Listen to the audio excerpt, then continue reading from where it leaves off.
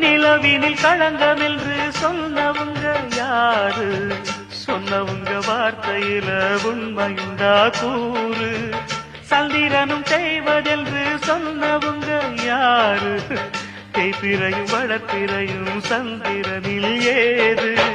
தண்ணிக்குள்ளே என்னாலும் தாமரைப்பு நின்றாலும் தண்ணி அதில் ஒட்டாது, உண்மை என்றும் பொய்க்காது.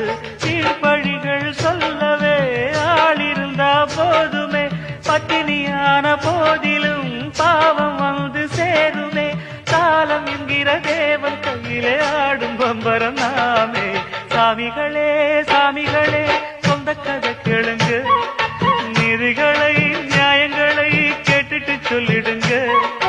உள்ளத சொன்னா குத்தமில்ல, உள்ளத்தில் இங்கே கள்ளமில்ல.